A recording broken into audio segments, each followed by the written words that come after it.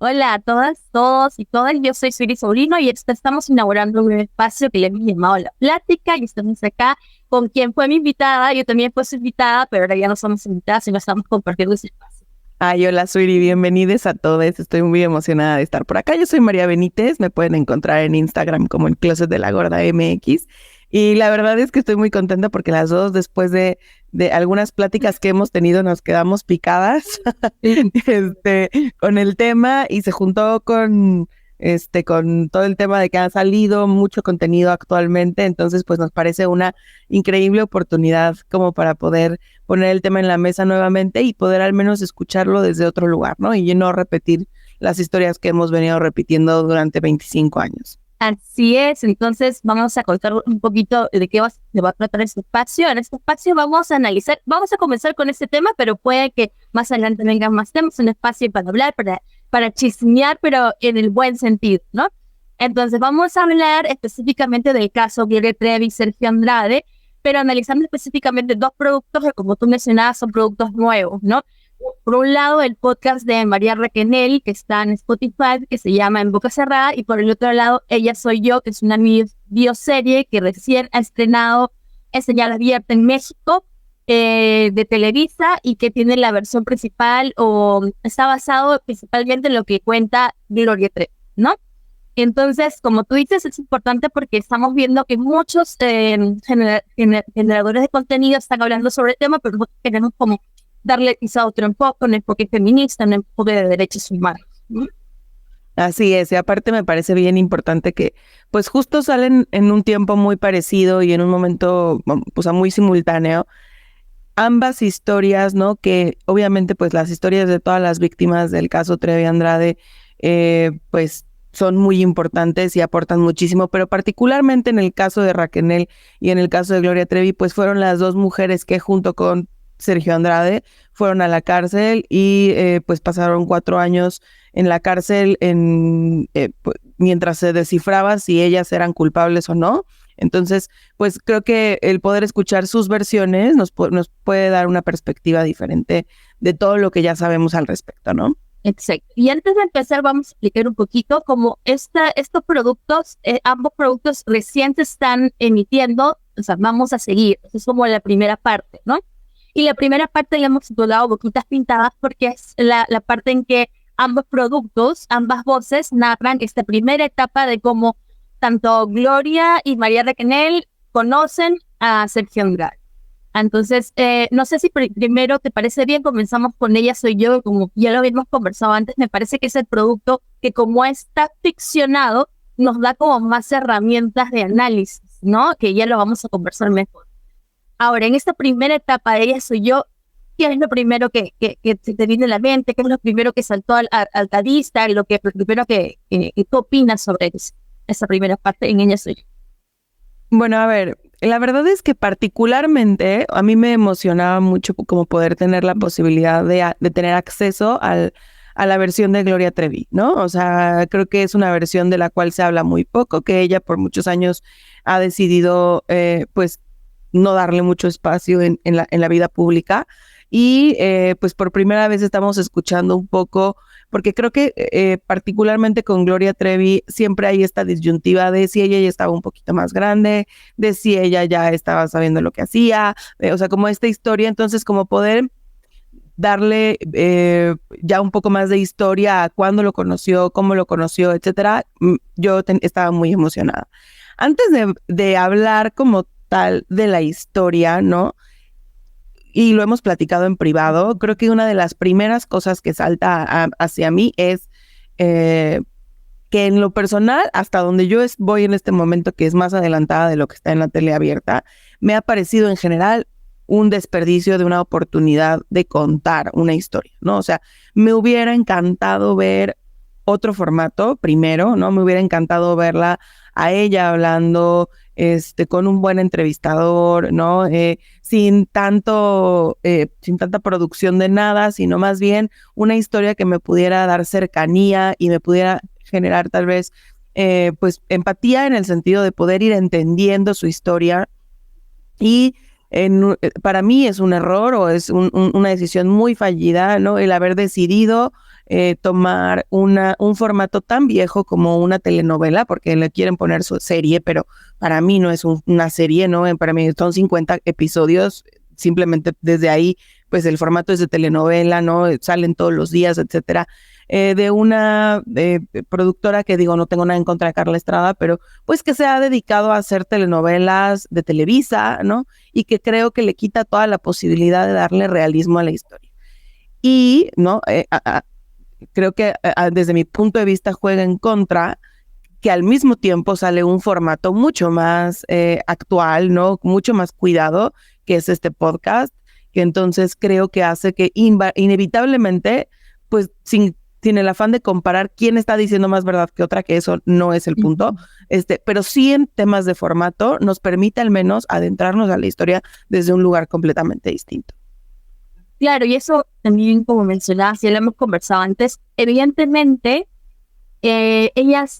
todas las víctimas van a recordar las cosas diferentes, es completamente normal, ¿no? Depende del momento en el que estaba viviendo, depende de cada proceso. Sin embargo, como tú dices, estos dos formatos nos permiten un análisis distinto, porque son distintos. Y para mí, lo primero que analicé que fue el nombre de la serie, ¿no? Ella soy yo.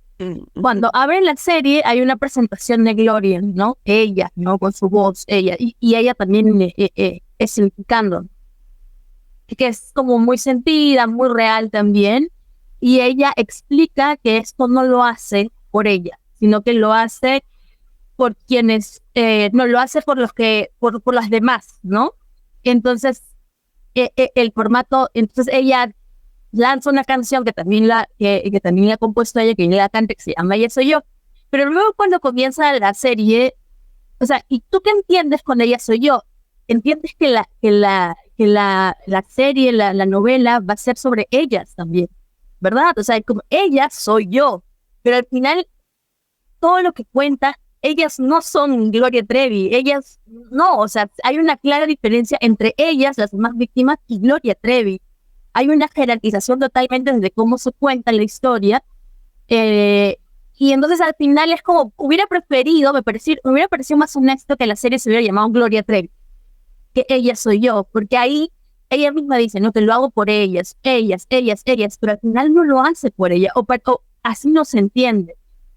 Que es diferente a cuando Raquel empieza el podcast y también le preguntan por qué hace esto ahora, y ella dice, para darle voz a quien nunca tuvo voz, yo, ¿no? Y que me parece totalmente válido que uno hable por sí misma, ¿no? Pero que uno hable en defensa de otras y que al final termine hablando sobre una misma, eso me parece como, no es tan honesto, ¿no? No es tan honesto. Y eso es lo que me preocupa principalmente del tema de la serie, ¿no? Decía que para mí hubiera sido más honesto que la bioserie se hubiera llamado Gloria Trevi, porque claramente es una historia sobre ella en donde las demás no son como ella. Hay claras distinciones en los personajes de cómo son las demás y cómo es Gloria. A Gloria siempre se la muestra como un personaje bueno, empático, dulce, justiciero, totalmente, que hace como una clara diferencia con los demás que sí son como más reales, ¿no? Como más reales en el sentido de que también pueden haber sido víctimas y victimarias, que es parte de la situación. Gloria es distinta, entonces no es tan honesto decir que la serie no debió titularse Ella Soy Yo si querían hacer algo así, ¿no? Entonces no es que ella hay una jerarquización totalmente y clara, ¿no?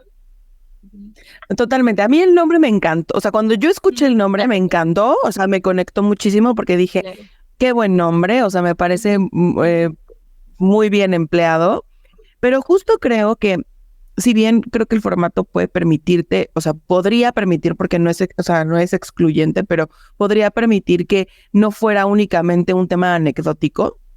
La forma en la que se plantean las cosas todo el tiempo en la serie es meramente anecdótico. O sea, no hay en ningún momento una crítica o un análisis o nada que nos permita, o sea, parece únicamente que estamos viendo una historia sin cuestionar absolutamente nada.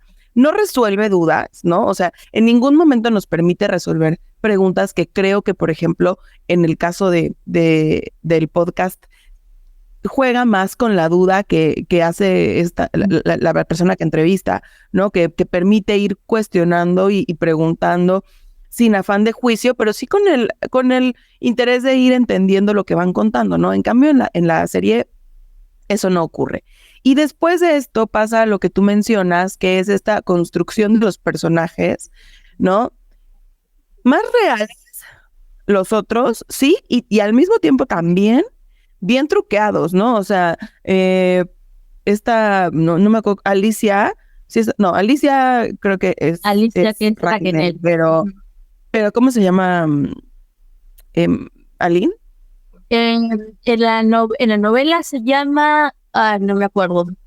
No me acuerdo, sí. Pero bueno, ella, ¿no? O sea, quien evidentemente, digo, yo entiendo que en la serie se dice que no, ningún personaje es exactamente, y entiendo que es una forma como de protegerse, ¿no? Pero pues es evidente que es Aline.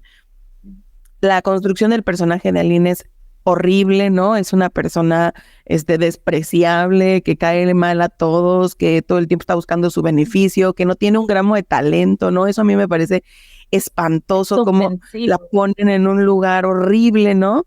Que me parece que es evidente que lo que está haciendo un poco es como vengarse del libro, ¿no? O sea, a mí me suena que es más un tema personal y es como, pues ahora voy a contar quién eres tú y tú eras también una porquería. Y entonces se pierde un poco el objetivo de la serie y de la historia, ¿no? Porque no se está contando ninguna historia objetiva, ¿no? Y eso me parece importante mencionar, que también el otro día lo platicábamos tú y yo, pero a mí me parece muy fuerte en el momento en el que se estrena la serie, que hacen como estreno de prensa, que lo que te platicaba respecto a la entrevista o el comentario que escucho de Gustavo Adolfo Infante, que si bien entiendo que no es una figura para nada que yo admire, pues entiendo que sí es una persona que tiene voz en la gente que consume el contenido, ¿no? Y decía que él le había preguntado a Gloria Trevi que por qué había decidido contar la historia así, ¿no? Y ella decía que era algo arriesgado y peligroso, sin embargo, estaba dispuesta a asumir la responsabilidad que a ella le tocaba, ¿no?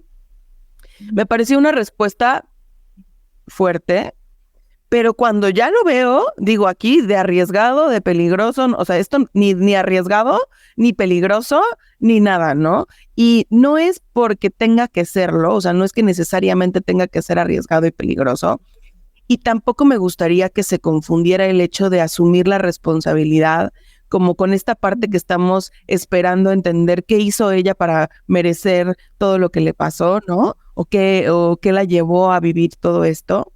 Pero sí desde un lugar en donde al menos se percibe que has trabajado tu historia, ¿no? O sea, que no le estás contando como hace 25 años, que estos 25 años no han pasado en balde, que al menos la tienes trabajada, tienes respeto por las otras víctimas, tienes empatía por las demás historias, o sea, que se nota que hay un trabajo personal, que creo que en el discurso de Raquel sí se nota mucho más, ¿no? Se nota que esta historia la ha trabajado en muchos lugares, ¿no? Y que la está contando desde un lugar mucho más empático y mucho más objetivo también. Ahora, ahí en esa parte he estado reflexionando mucho al respecto. Me parecía que las víctimas son víctimas, ¿no? Entonces, hay como igual desde los medios de comunicación un afán por explotar la imagen de las víctimas y convertirlas en un referente. Y las víctimas no necesariamente tienen que ser un referente. Cada una tiene un proceso particular.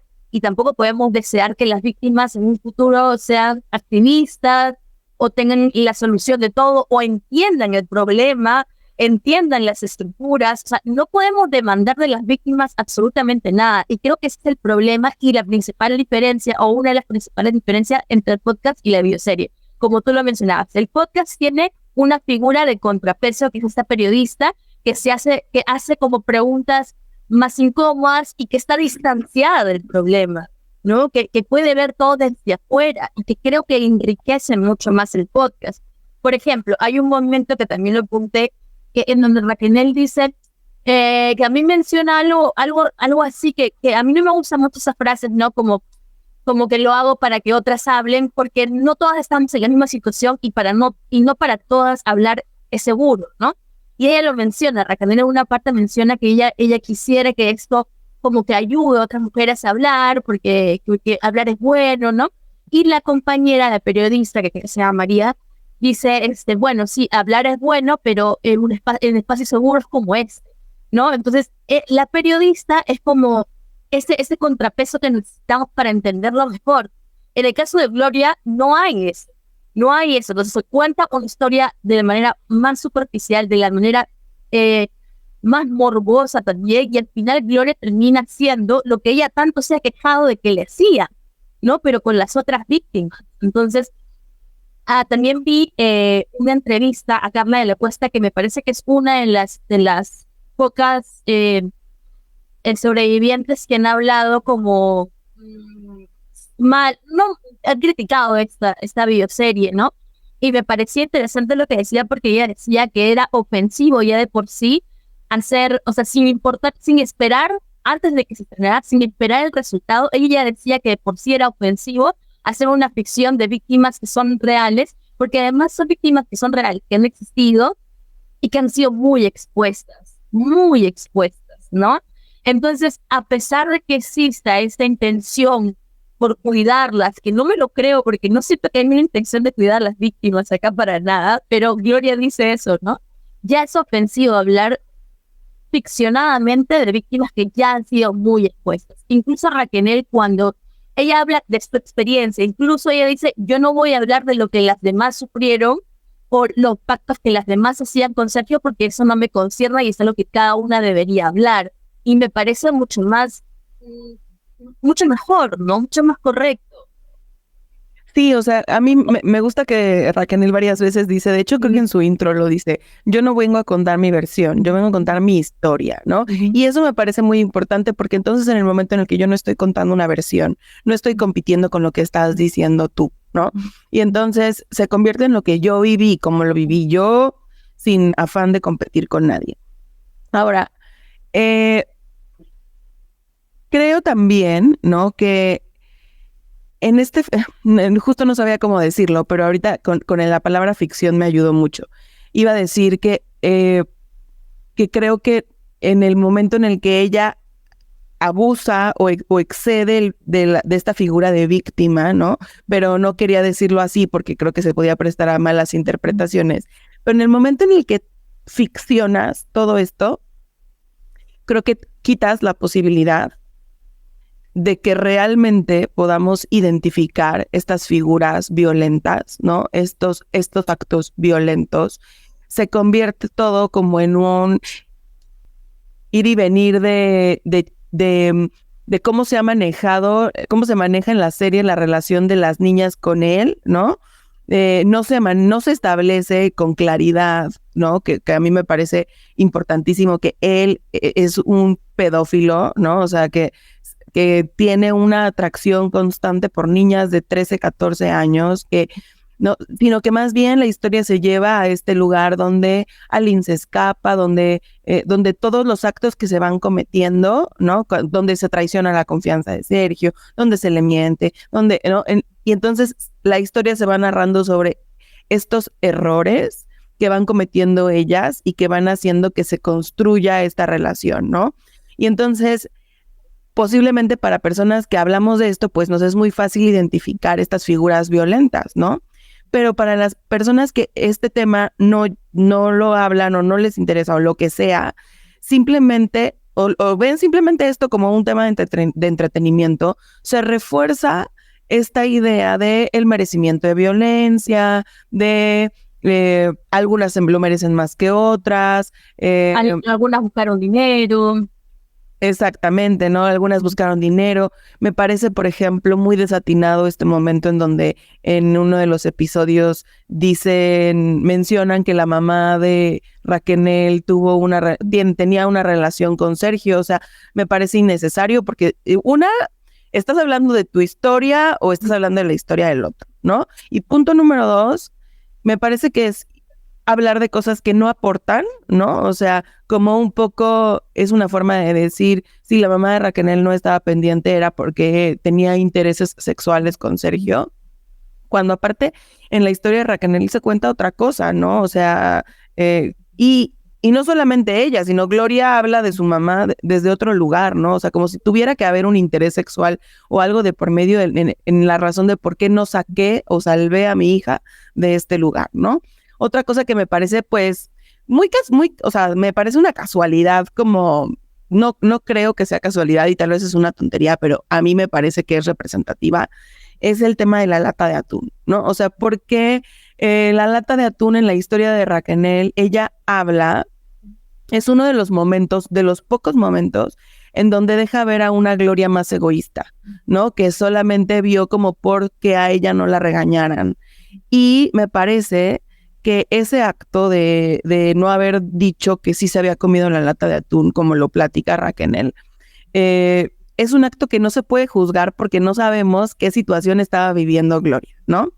Pero el hecho de haber iniciado la serie con esa escena particularmente, ¿no? Como para limpiar este momento y decir, no, yo sí confesé, o sea, yo sí confesé, es una forma como de, a mí lo único que me importa es limpiar mi nombre, ¿no? O sea, no me, digo, ¿por qué de todo lo que podrías haber iniciado la serie, agarraste este momento en donde en el otro lugar donde contaron la versión, a ti te hicieron quedar no tan bien, ¿no? O sea, por eso te digo, puede ser una tontería, tal vez sí es un tema de casualidad, pero no me parece que son demasiadas casualidades en donde me deja ver este deseo de Gloria, donde que lo único que le importa es limpiar su nombre, ¿no? Totalmente, y eso por eso yo te decía que me hubiera parecido más honesto que la serie se llevara a Gloria Trevi y no ella soy yo, ¿no? Pero también anoté acá el tema de la lata de atún porque a mí me parecía interesante en el sentido de que, en primer lugar, la lata, para mí también es una evidencia de que ambas, de diferentes maneras, también tienen una necesidad por justificarse. Y eso es lo que también me apena, ¿no? Porque cuando Raquel habla y la lata también dice, ¿no? Que ella dice que quien lo comió fue Gloria. Y en su narración dice, y no es que yo quería acusarla, sino que yo había aprendido que decir la verdad era lo mejor, porque sería peor. Y no había necesidad de decir esa parte, ¿me entiendes? Es como hubiera necesidad todavía de exculparse, de justificarse para quitarse ese estigma de encima, lo cual me da muchísima pena, porque pensando en esos momentos, entendiendo como entendemos ahora, de que ambas eran adolescentes, ¿no? En una sumisión tremenda contra de este abusador, y tener que estar justificando por qué la delató, no la delató, y si la otra dijo, no dijo, ambas caen en eso de estar justificándose, y ahí sí creo que me parece interesante incluir a la conversación a los medios de comunicación, ¿no? Porque justo también a mí siempre me gusta hacer este paralelo con el caso de Johnny Depp y Amber Heard. Ahí entendimos una vez más que las víctimas malas no consiguen justicia. ¿A qué me refiero? Que las víctimas para conseguir justicia tienen que tener además un comportamiento honorable, ¿no? De que se pruebe, de que la víctima tiene que probar que es honorable, que no miente, que no hace cosas malas, que no es chismosa, que no es malintencionada, ¿me entiendes? Entonces, para que la gente crea que la violencia ejercida es verdad, que la violencia que tú denuncias es verdad. Entonces me parece que eso ya ha entrado un poco también en nuestro cerebro, obviamente, ¿no? Y sabemos que una vez que hablamos sobre violencia tenemos que probar que nuestro comportamiento es honorable, y mucho más en el caso de ambas que han sido tan expuestas, ¿no? Entonces siento que en ambos relatos, creo que en el de Gloria mucho más, porque no tiene este contrapeso que en el caso del podcast, ambas siempre están intentando justificarse, lo cual me da muchísima pena, ¿no? Que hasta ahora, el día de hoy, sigan justificando sus acciones, porque un poco es lo que pasa con los medios de comunicación. Presentan estos dos relatos y luego tanto Raquel como Gloria están yendo a entrevistas, y si tú ves los comentarios a esas entrevistas en TikTok, en redes, en Instagram, la gente sigue comparando, la gente sigue enfrentando, ¿no? Sigue enfrentando con la Lin, sigue enfrentando con Raquel. Entonces, claro, yo creo que es algo también que a ambas les queda una necesidad de justificarse. Que creo que Gloria lo llega a un nivel, junto con Televisa, lo llega a un nivel mucho más doloso para mí, que para mí lo que han hecho con la videoserie sí merecería o sea, que sí entendería que las víctimas quisieran denunciarla totalmente. Justo, o sea, me parece que también que, bueno, esto no tiene que ver tanto como con la serie per se, pero sí me parece un tema importante como a destacar. ¿Qué daño hace? O sea, esta psicología que hemos construido del ser humano basada en la historia individual, ¿no? ¿Qué daño hace el que, a pesar de que posiblemente, a pesar de todos los años que han pasado, seguramente han tenido procesos terapéuticos, trabajo de todo el trauma, todo lo que quieras, ¿no? Lo que se te ocurra que pudieran haber vivido para poder superar todo esto, y aún así, esta necesidad de justificarse tiene que ver con que desde el trabajo que se hace en médicamente a nivel psicológico a todo esto, no hay un entendimiento del comportamiento de la víctima, del comportamiento del victimario, del daño que eso hace. O sea, no hay o sea, no se comprende que posiblemente todo lo que yo en ese momento fui no me define porque yo estaba sometida a un chorro de cosas que me estaban violentando, que me hacían pensar en sobrevivir, que me hacían pensar en que yo no fuera la más golpeada de todas, y en qué momento eso estaría mal, ¿no? O sea, en qué momento yo como víctima pensar en no quiero ser la más golpeada o no quiero estar 20 días sin comer, mejor que esté sin comer ella, eso me hace una mala persona, ¿no? O sea, todavía en esta historia de cuando vivimos opresiones y violencia, existe súper latente en el que recibe la violencia, en algo hice o algo de mi historia me tiene acá, ¿no? En terapia es que te hizo elegir a este patrón seguramente de victimario que fue el que te secuestró y te tenía ahí, o sea, ¿por qué tú y no otra mujer, no? Y entonces todo el tiempo en el discurso que se hace, tú eres la que elige los patrones, tú eres la que repite a tu papá, tú eres la que le gusta que le peguen, tú eres la que cree que no se merece un amor bonito, ¿no? Y entonces toda la responsabilidad de la violencia siempre recae en la que la recibe.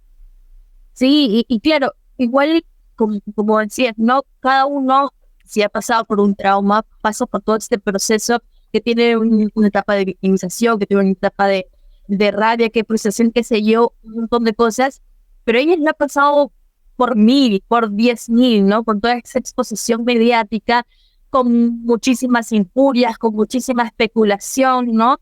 Entonces, me imagino que ha sido mucho más duro y por eso, de parte de los medios de comunicación, creo que si vas a también ganar con los testimonios de ella, porque no podemos sacar este factor dinero dentro de esta ecuación, no de parte de las víctimas, sino de los medios de comunicación, quienes distribuyen y producen esos productos. Creo que si hubiera una intención también como más consciente, más responsable, pondrían un sobrepeso ahí, como en el caso de Raquel, ¿no? En el caso de Gloria, lo que yo siento es que es un producto de marketing, ¿no? Es un producto de marketing que incluso, según las entrevistas que he visto, se ha hecho muy rápido, sin entender realmente el problema. Si vemos la videoserie, está, que te lo comentaba el otro día, en la figura de Sergio Andrade, que es quien es, y el serie tiene el nombre de César Santiago. César Santiago es un personaje,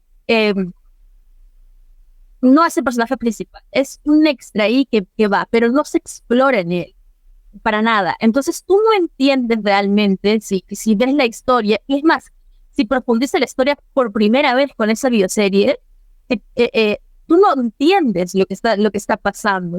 Más bien te da la impresión que estas chicas son tontas, porque tú no te muestran todo el proceso, que estoy segura que en el caso de Raquel sí se explora más, porque ella tiene todo un episodio para hablar y es muy empática en decir que el proceso de seducción fue lento. Ella habla todo un episodio y lo dedica simplemente a narrar cómo el paso a paso se dedicó a seducirla, entendiendo que lo que le gustaba, haciéndola sentir especial. En el caso de la serie no se ve eso, todo es muy rápido, ¿no? Eso, y la otra cosa que quería decir era que en cuestión de justificarse siempre como víctimas, por ejemplo, en el caso de Raquel, ella siempre dice que Sergio Andrade tenía una frase que siempre repetía, que era divides y vencerás, ¿no? Entonces, él siempre estaba como causando que no se unan las chicas, que se vean con recelo, que se vean con envidia, que se vean como competencia, que conviven en armonía, pero que no sean amigas, ¿no? Si todas se se vigilaban entre ellas. Entonces, ¿cómo es posible que en la bioserie de Gloria, ella sea la única que no actúa así, ¿no? Que no actúa con envidia, que no actúa como viendo a las demás como competencia, más bien ella es como súper empática con las demás, las entiende, las ayuda, pero no va en el perfil de cómo es este sometimiento de parte de este hombre, ¿no? Entonces, parece un producto de marketing al final, para eso es lo que sirve. Sí, me gusta mucho esto que dices, ¿no? Que un poco nos dejan ver como, o sea, lo único que piensas justo son tontas, ¿no? Porque aparte, esta incógnita que se ha quedado, y yo creo que ahora otra vez resurge ante estas historias, y yo creo que una de las principales es, ¿por qué se quedaron? ¿No? O sea, ¿por qué si había otras mujeres que se podían ir? ¿No? ¿Por qué se quedaron? Y entonces cuando tú cuentas la historia de esta manera, justamente hace parecer que fue solo te quedaste ahí por tonta, ¿no? Porque otras sí se fueron y porque entonces eso, el haberte quedado ahí por tonta te da una cierta carga de responsabilidad, porque pues si te querías ir, te podías ir, o sea, si tú sabías que eso que estaban haciendo estaba mal, pues te hubieras ido y entonces no explican o no permiten ver u observar toda la manipulación psicológica que hay en la víctima que hace que no se pueda ir, ¿no? Y además, lo que vemos es un Sergio que es malo, malo, malo, malo a veces, ¿no? A veces buena onda, no hay una psicología de un personaje real, ¿no? Y entonces tú, o sea, de pronto es como, bueno, pues entonces si el victimario se ve así, pues yo no lo conozco, ¿no? O sea, yo estoy esperando que el victimario sea este loco que, pues evidentemente está loco, y entonces si yo me doy cuenta que está loco porque yo sí lo puedo percibir, porque no soy tonta como ellas, entonces exime en automático de poder vivir o de poder pasar por ahí o de poder empatizar con la historia, ¿no? Y creo que entonces no permite entender con claridad cómo o sea, que si bien la relación entre Sergio y las niñas es una relación que exponencia toda la violencia y que él es un hombre enfermo y que él es un hombre que violenta en general, sí hay muchas formas de violencia que no se ven así, ¿no? Y que son violencia y que nos cuesta mucho trabajo identificar justo porque están disfrazadas de amor romántico en muchas ocasiones, ¿no?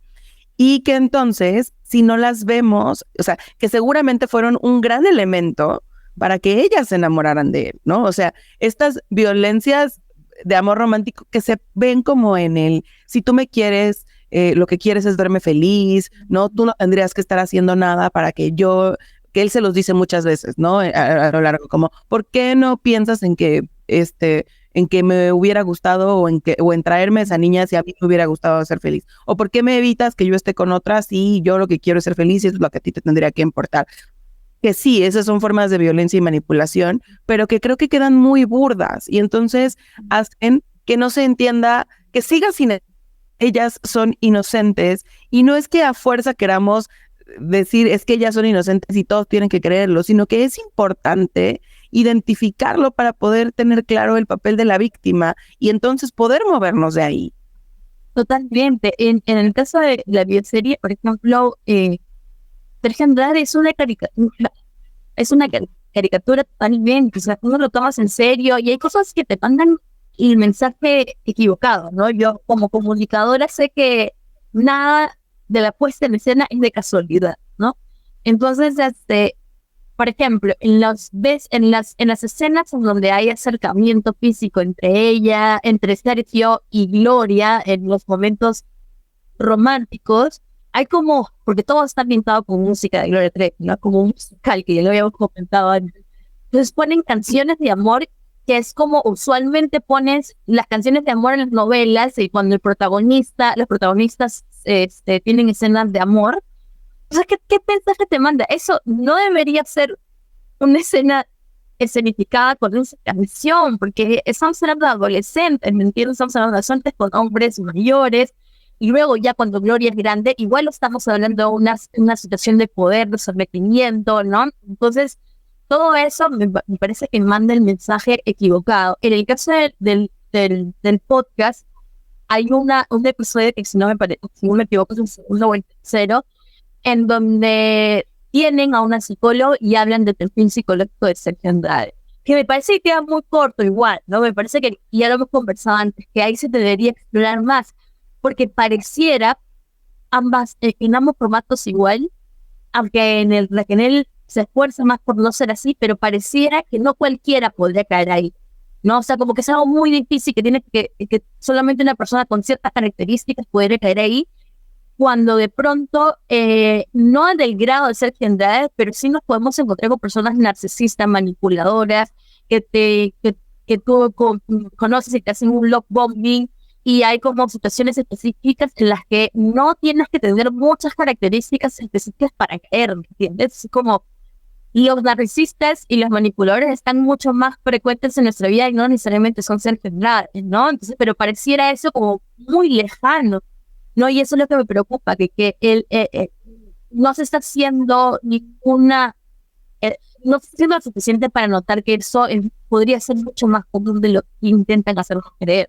Exacto, parece como un hecho aislado, cuando aparte, ya un poco entrando en la historia que se cuenta, al menos en estos episodios, pues, es evidente, o sea, es un recordatorio, o sea, para mí desde que vi las primeras escenas, es un recordatorio de esta época de los 80s, 90s, donde, pues, en muchísimas circunstancias se vivieron estas situaciones, y no solo eso, sino que hoy sigue siendo algo súper común, ¿no? O sea, que seguro está mucho más cerca de lo que podemos percibir, ¿no?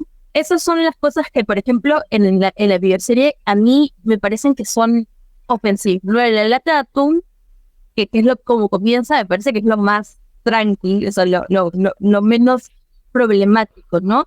Que ya lo había mencionado antes también en el podcast, una de las cosas que a mí más me han incomodado y estoy más en desacuerdo es la exposición necesaria y la sexualización de las adolescentes actrices, ¿no? Porque hay que recordar que la mayoría de actrices que salen en esta época de Boquita Pintada, que en la bioserie Trecitos Salvajes, son adolescentes, excepto la actriz que hace de Lynn, que ya me acordé que es Nayeli en la novela, excepto ella es mayor de edad, que las demás son menores de edad.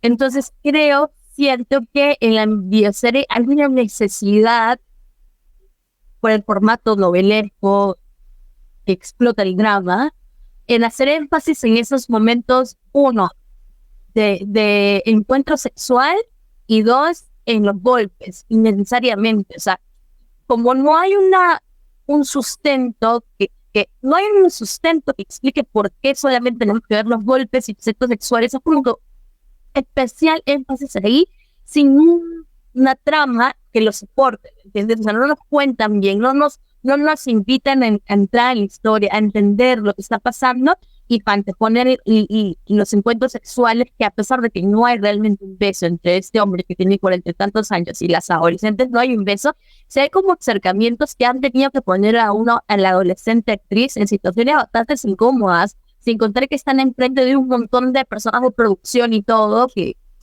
yo no siento que sea una buena forma de contar la violencia sexual exponiendo así a adolescentes.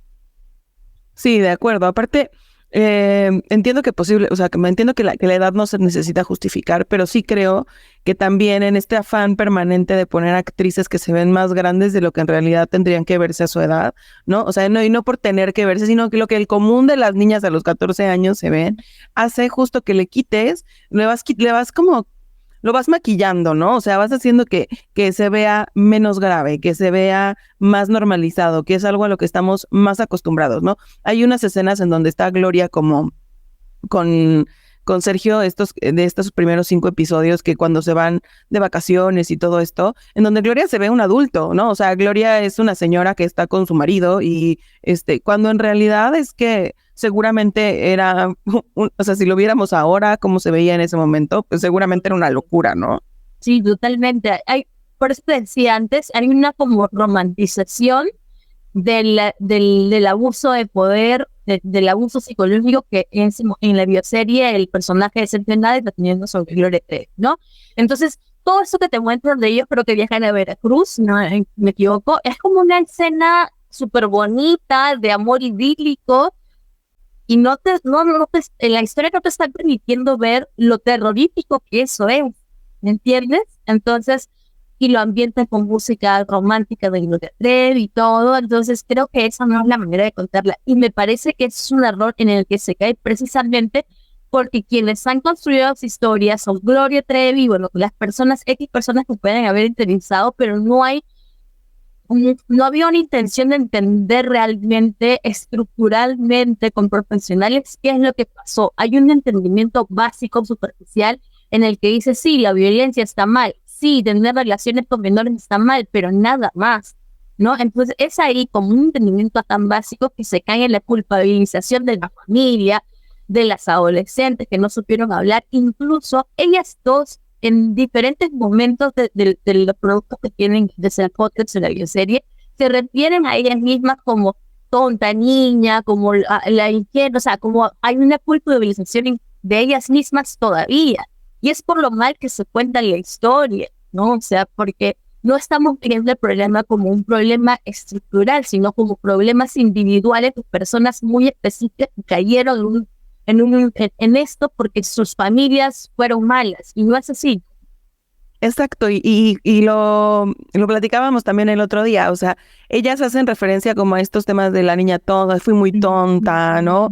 Era muy ingenua, y entonces, varias veces que te lo comentaba también, por ejemplo, Raquel, que a mí eso me parece súper fuerte, hace referencia a todo lo que yo hice por amor, ¿no? O sea, esto todo, lo dice varias veces en el podcast. Yo les recuerdo que todo lo que yo estaba haciendo era por amor. Y me parece un discurso bien peligroso, ¿no? Porque entonces viene a reforzarnos o sea, primero lo hace individual, ¿no? En donde entonces yo pienso que yo tengo la posibilidad de no enamorarme de él y entonces no hacer tanta tontería por amor, porque yo no hago tantas tonterías. Y al mismo tiempo nos hace seguir normalizando que el amor así se ve, ¿no? O sea, que lo que yo sentía en ese momento era amor.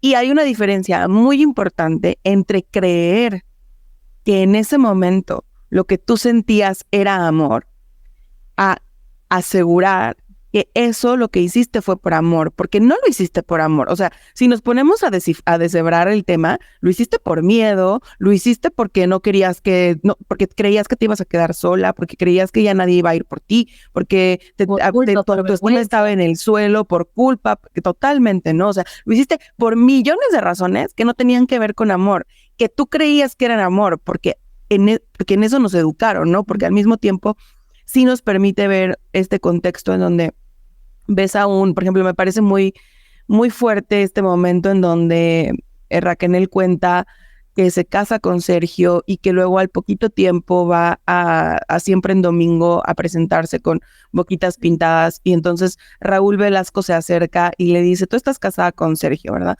Cuando Raúl Velasco ya había tenido este comentario de las niñas prostitutas, ¿no? Este grupo es un grupo de niñas prostitutas, ¿no? Entonces, tú ya eres una niña prostituta, ¿no? Y entonces ahora te casaste con Sergio. Y a ti Sergio te prohíbe, o sea, me parece muy fuerte esta narrativa de ella, porque ella dice, Sergio me prohibía decirlo, ¿no?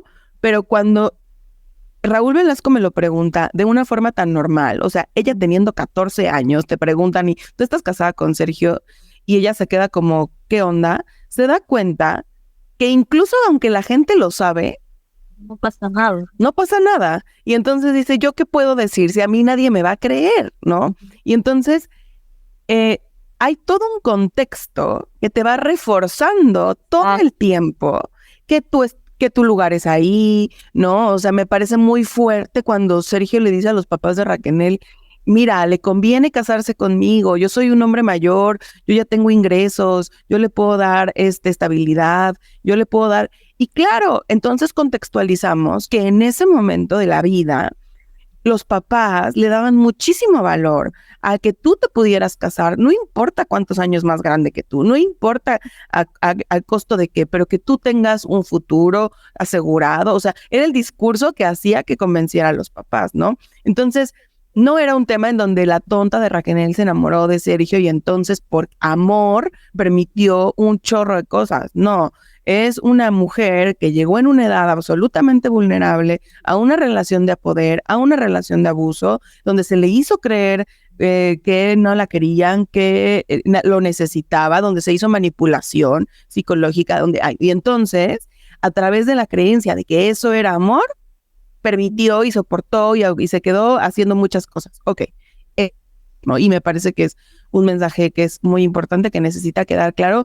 Deja tú a la audiencia, a ellas mismas, ¿no? Y hay otra cosa que es bueno notar con lo que tú dices sobre las familias, el tema del honor. Y creo que es algo que también nos señala tanto la mamá de Raquel como la mamá de Ali Hernández en su libro también, porque he leído muy poco en algunas entrevistas. Pero cuando él habla con los papás de las chicas con las que se casó, les dice, las mamás piensan y dicen, bueno, a que se quede como la amante, a que se quede como la otra, ¿no? Como la que utiliza, mejor que se case, ¿no?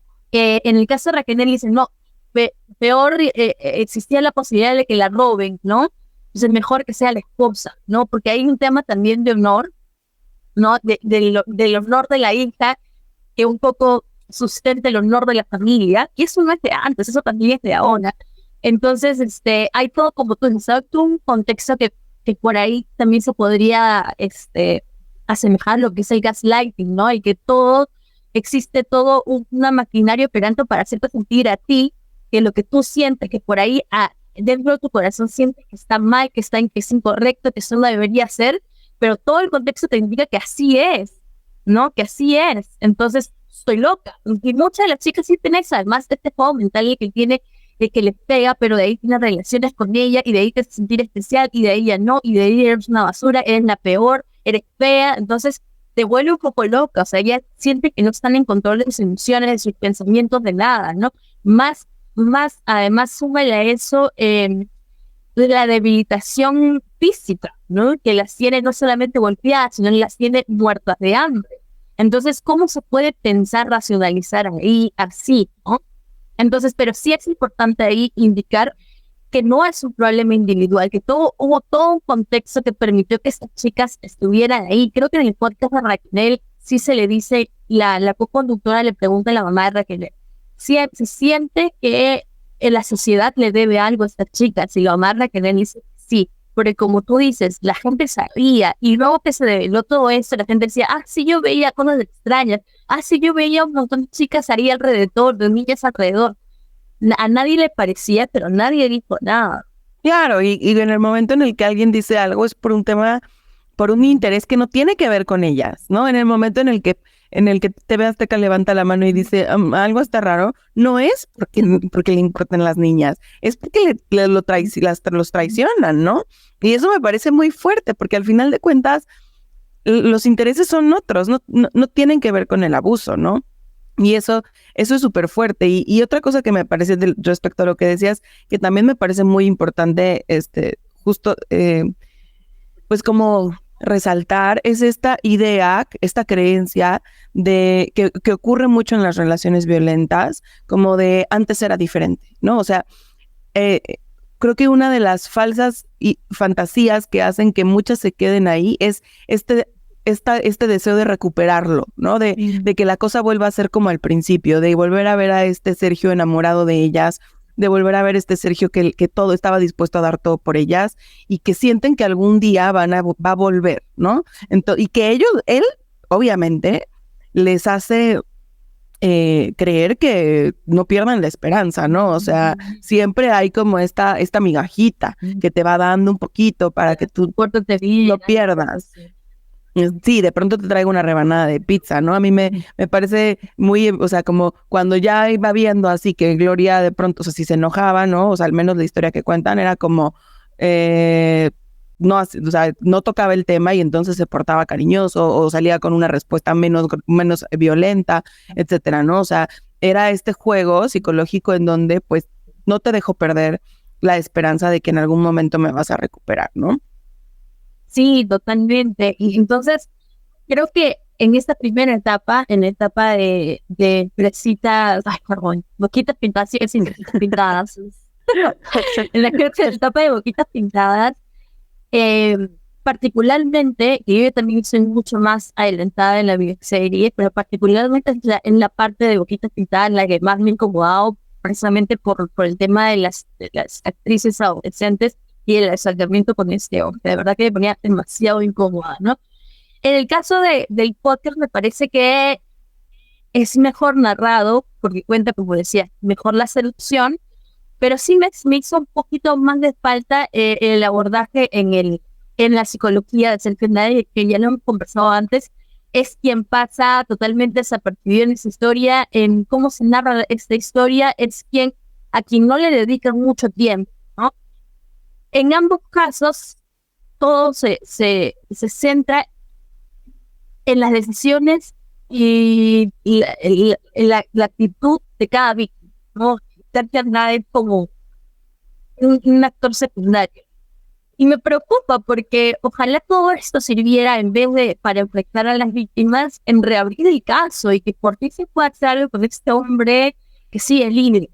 Creo que eso nos deben y los medios de comunicación a la hora de narrar historias, ¿no? Que dejemos de ver un poco a Sergio como un monstruo, más como un hombre que ha cometido varios delitos y que está libre, ¿no? Porque esta como animalización de Sergio, que también le he visto muchísimo en las entrevistas, no, es un monstruo desgraciado, sí, pero los monstruos son personajes ficticios, ¿no? Míticos. Entonces, este no, este es un hombre que está vivo, que está libre, que está viviendo su vida bien, ¿no? Mientras que los medios de comunicación enfrentan a las víctimas. Y aparte me parece que se ha hecho un manejo de la imagen de Sergio Andrade. O sea, ayer busqué Sergio Andrade en YouTube y me salen unas fotos de que es, o sea, como de un monstruo, ¿no? O sea, de este hombre loco que te encuentras en la banqueta y te cruzas porque dices, me va a hacer algo, ¿no? O sea, que no es cierto, que justo solamente hace que se siga poniendo en este lugar como inexistente, ¿no? Lo que ocurre con la deshumanización, ¿no? Cuando deshumanizamos a la figura y entonces se convierte en o sea, se juega todavía pero ¿qué le veían, no? O sea, ¿qué le veían a este hombre tan horrible? Como si esa fuera lo que te lleva ahí, ¿no?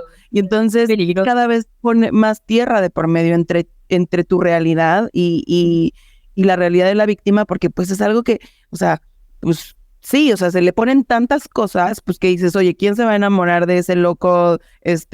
Cuando no se está contando cómo ocurre y cómo ocurre en muchísimos casos, ¿no? Claro, ¿y qué sabemos sobre él realmente, no? O sea, ¿qué sabemos? Porque con todo el dinero y ya lo habíamos conversado antes, también Televisa ha estado en esta bioserie, que debe haber estado muchísimo dinero porque se ha filmado en distintas locaciones. ¿Por qué nunca ha habido algo específicamente para hablar de este hombre? Para hablar de antes de que conoció a Gloria Trevi, ¿qué otras cosas habrá hecho? Porque la bioserie también como que dejan ahí entrever de que ya había embarazado a una adolescente también antes de conocer a Gloria. ¿Cuántos otros delitos de este hombre que no conocemos? Y este hombre sigue es esto, es Lucerito, ¿no? La historia de Lucerito que nadie habla, porque pues supongo que por Lucerito, pero o sea, es un silencio, pero todo el mundo pues habla. La historia de Cristal, ¿no? O sea, un chorro de historias, digo, no sé si Yuri, no lo sé, pero un chorro de historias que en su momento ocurrieron justo y que o sea, que lo único que parece es que este hombre ocurrió eso solamente con ellas, ¿no? O sea, como que fue ese lapso y no hay una psicología real de ninguno de los personajes, ¿no? Pero digo, bueno, al final de cuentas creo que también es importante que obviamente en el proceso de los episodios, entendiendo pues que los elementos de análisis no siempre son los mejores, podamos ir sacando también pues este contenido que nos puede ir aportando en el entendimiento de las sectas, la violencia, el abuso, el poder, etcétera, ¿no? Sí, yo creo que ahora que vayamos avanzando en la trama de ambos productos, podemos analizar un poquito más. Creo el tema de la secta, por ejemplo, ¿no? Porque hasta el día de los 25 años después seguimos llamando clan Sergio Andrade, Sergio y Gloria Trevi, ¿no? Que eso de personas de respeto tremendo, ¿no? Pero no se entiende mucho, incluso los medios de comunicación tienen tanta plata para informarse, Dios mío, sigan repitiendo clan, clan, clan, clan, ¿no? Yo eso creo que en otro, después podemos analizarlo mejor. Creo que ahora, con lo que, así cerrando las ideas, creo que con lo que yo me quedo de ella soy yo, son las partes finales, sinceramente, y lo hemos conversado, ¿no? Donde Gloria es entrevistada. Me parece que es mucho más honesto esa parte, ¿no? Justo yo había notado acá una frase que ella dice que en el primer episodio me parece, que me pareció bien interesante, que la primera no le tomé mucha atención, pero luego sí, que ella dice que, dice, buscar justicia era una especie de venganza y a mí no me gusta la venganza. Y me pareció muy triste que diga. También me pareció un poco deshonesto, de verdad, porque ella sí ha hecho juicios contra TV Azteca, ¿no? Aunque no dicen, o sea, no dicen, no se escucha cuál es la pregunta, esa respuesta. Yo supongo que la pregunta es, ¿por qué no lo denunciaste a él? Creo que ella no lo denunció a él. Entonces esta respuesta de que la justicia para ella es una especie de venganza. O sea, qué triste que ella 25 años sigue pensando que es una especie de venganza y por qué lo piensa con él, pero no con la televisora que ella siente que le hizo mucho daño, ¿no? Entonces, como muchas cosas quedan ahí y ojalá, de verdad, ojalá para mí estos espacios últimos, después de cuando termine cada capítulo, que son como más de entrevista con Gloria, fueran más extensos porque me ayudarían a entenderla a ella, ¿no? O sea, a entenderla, como te digo, o sea, yo no tengo por qué, nadie tiene por qué pedirle a Gloria que sea una activista y que lo entienda todo, pero sí ella tiene que entender que lo que ella ha decidido, con cómo ella decidió contar su historia, tiene mucho poder al contarla así con la televisora más grande de México y que eso puede exponer a las demás víctimas y que no es lo correcto. Claro, y que aparte yo sé que esta frase es súper trillada, ¿no? Pero el de que todo poder lleva una responsabilidad, pero es que creo que uno de los grandes problemas de la humanidad es que no entendemos la responsabilidad del poder, ¿no? O sea, es que solo usamos nuestro poder a destajo y a gusto y a placer propio sin entender todo lo que conlleva tener este poder, ¿no? Entonces, creo que si al final de cuentas tienes la posibilidad de contar con una producción como la que tienes, de un presupuesto como el que tienes, de todos los privilegios que hoy te permiten decir, quiero hacer una bioserie de mi historia, ¿no? Tienes la responsabilidad de hacerlo de la mejor forma posible, ¿no? De una forma que de verdad no nada más esté pensando en cómo vas a quedar parada después de contar esta historia, ¿no?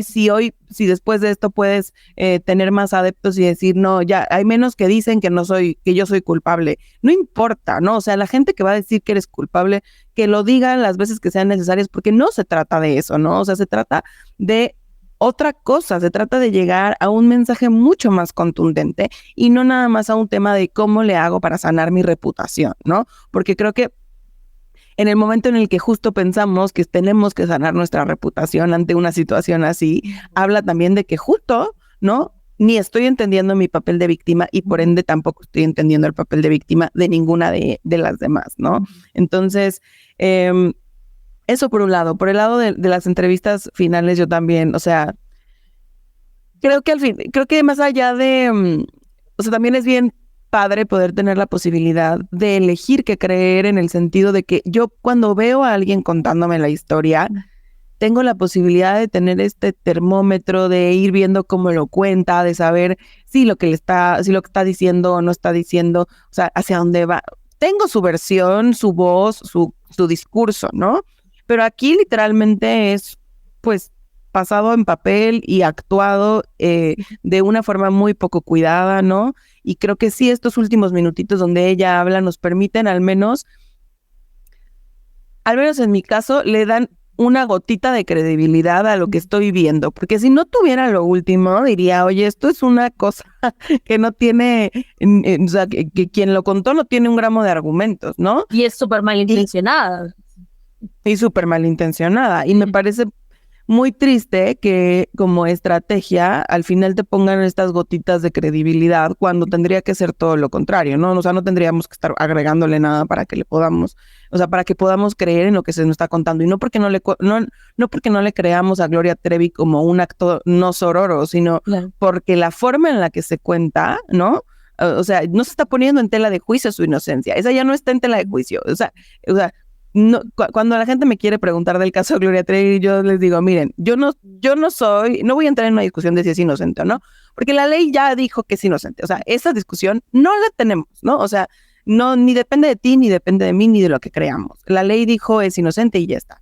Más allá de la inocencia, más allá de qué tan culpable fue o no, ¿no? La forma en la que se cuenta la historia es la que queda con muchos pendientes, ¿no? Y pues con muchas incógnitas que creo que lo que te decía, ¿no? Esta incógnita de por qué se quedaron, de dónde estaban los papás, ¿no? O sea, estas mamás de boquitas pintadas, ilusionadas y que decían es que están en las mejores manos del mundo con Sergio y etcétera, sigue poniendo a los papás en este lugar de casi que las vendieron por cumplir sus sueños, ¿no?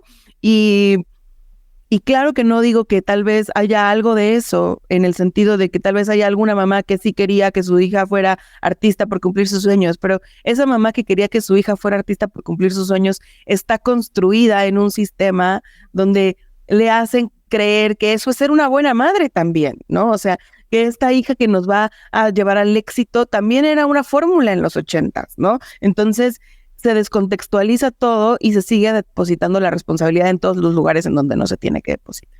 Sí, totalmente. O sea, de hecho yo también pensaba en eso, ¿no? La idea de que nos meten a las niñas a la cabeza para querer todo esto de la fama, ¿no? Porque una niña, ¿qué le hace creer a una niña que de grande quiere ser famosa? Eso es toda una idea que se han metido y principalmente las niñas, ¿no? O sea, no es el hecho de que quiero ser cantante, porque ser cantante puedes ejercer una carrera de cantante sin tener que ser famosa, ¿no? Una estrella y todo, ¿no? Entonces, desde ahí la manipulación y tiene que ver también por los mensajes que recibimos de la televisión y de los medios de comunicación, etc., ¿no? Entonces, específicamente esto pasa con niñas, ¿no? Con niñas que tienen una idea de fama y que las mamás probablemente sí, ¿no? Que de repente sí querían fama y todo, pero ninguna mamá hubiera querido que sus hijos pasen eso por fama. Que no tiene sentido. Así es. Claro, no tiene sentido. Sí. Entonces, y es algo que yo supongo que podría todavía estar pasando, ¿no? O sea, de una forma, digamos, no tan evidente, porque en los 80s, 90s había todo un contexto en donde la violencia no se conversaba como ahora se conversa, pero no es que la violencia ya no exista, sino que se ha como renovado estos tiempos, ¿no? De mala manera hablando, o sea, de una mala renovación. Entonces, ahora puede ser mucho menos evidente, pero los mismos mecanismos están ahí, ¿no? Entonces, si seguimos hablándolo desde afuera, como casos excepcionales, sin entenderlo, puede que no lo estamos viendo tampoco ahora mismo. Entonces, yo creo que ahí está el principal problema, en que se sigue contando la historia como un producto para el entretenimiento, ¿no? Y ya se ha hecho mucho entretenimiento cosa de las historias y de estas personas víctimas. Y acá específicamente sí le doy responsabilidad a Gloria, porque de todas las víctimas hay una que tiene nombre propio, ¿no? Porque no es el clan Sergio Andrade y no sé, y Carla de la Cuestas, es Gloria Trevi la que tiene poder para hablar y contar. No a todas le van a dar una bioserie, a pesar de que todos pasaron por eso. Entonces, eso sí me parece que ahora mismo, 25 años después, no se vale. Y sobre todo porque es algo que ella misma se ha quejado toda su vida. Y bien quejado, ¿no? Porque no era justo. Entonces, que ella ahora haga esto, no lo entiendo, no se justifica para mí. O sea, que puedo entenderla como víctima, pero no entiendo ni justifico su actuar como Gloria Trevi, el personaje que tiene poder mediático.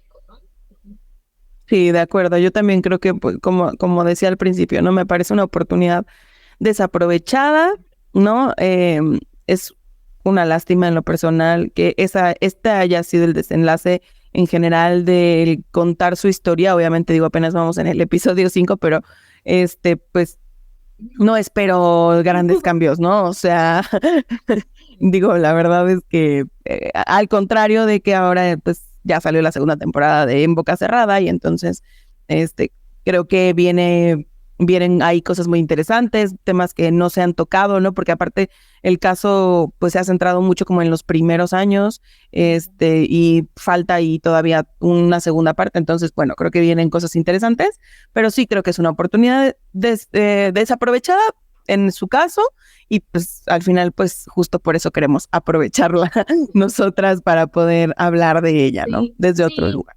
Desde otro lugar. Y sin afán tampoco de comparar las versiones, porque volvemos a repetir, estamos completamente seguras de que es normal que ambas recuerden las cosas distintas. Y si ves también, si analizas a profundidad, las cosas no son tan distintas de la una de la otra, ¿no? Pero es completamente normal, incluso, y lo conversamos antes también, que es completamente normal que quizá Gloria en ese momento de su vida, cuando tenía 19, 20 años, hubiera visto a Lynn como una buscona, como una sin talento, porque en ese momento ella estaba en competencia con Aileen y estaba enamorada o creía estar enamorada de Sergio y lo veía así, ¿me entiendes? Entonces, pero eso no te da derecho a que lo cuentes así esa historia sin que haya un contrapeso que explique por qué lo estás contando así. Más bien, lo que parece es que en la realidad ella era así. Entonces, no, eso está mal. Exacto. Sí, justo a eso me refiero cuando digo que la serie quita la posibilidad de explicar con detenimiento, ¿no? O sea, nada más cuenta la historia literal sin especificar, o sea, nadie se asegura que entendamos que esa percepción de Aline en su momento, etcétera, no tenía nada que ver con la violencia que recibía, ¿no? O sea, que eso no la hace absolutamente responsable de nada. Y dos, era la percepción de Gloria Trevi de ella, ¿no? O sea, pero que en el proceso pudieras entender que vas entendiendo que no es, o sea, que la personalidad de Aline nada tenía que ver con ser víctima o con la violencia que recibía o con nada, ¿no? Y ojo que cuenta, la bioserie cuenta episodios que no hay forma que Gloria sepa, o sea, que son ficcionados, ¿no? Y eso puede ser bien peligroso en una historia que ha sido tan expuesta, donde todos conocemos a quiénes son las víctimas, quienes, a pesar de que Gloria dice, no asuman quién es quién, por favor, o sea, como no, ella dice, no asuman quién es quién, porque queremos proteger a las víctimas, a los implicados, o sea, obviamente se va a asumir porque no están haciendo mucho esfuerzo para que no asumamos bien, o sea, la parte en que sale de ella. Cambiaron el nombre y ya. Y ya, pero salen con la misma ropa que en los videos reales, entonces, o sea, no, eso me parece que realmente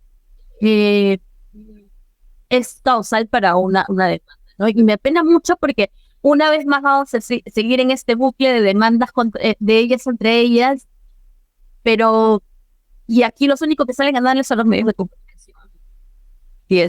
Así es. Pero bueno, entonces así es, cerrando, sí, y ya no sé, la próxima semana, sí, no vamos a hacerlo, vamos a lanzarlo, bueno, no sé si de repente martes por ahí, y ya todo el martes al tiempo un episodio nuevo, y sería bueno que también los que nos están escuchando, puedan seguir también el podcast y la serie para que podamos conversar y comentar y también resolver algunas dudas y opinar, ¿no? Y creo que sobre todo problematizar estos dos productos, porque no es solamente esto un tema de espectáculo, es un tema de violencia sexual que a veces se nos olvida, ¿no? Pero es un tema de violencia sexual, es un tema criminal, ¿no? Entonces que hay que hablarlo con respeto.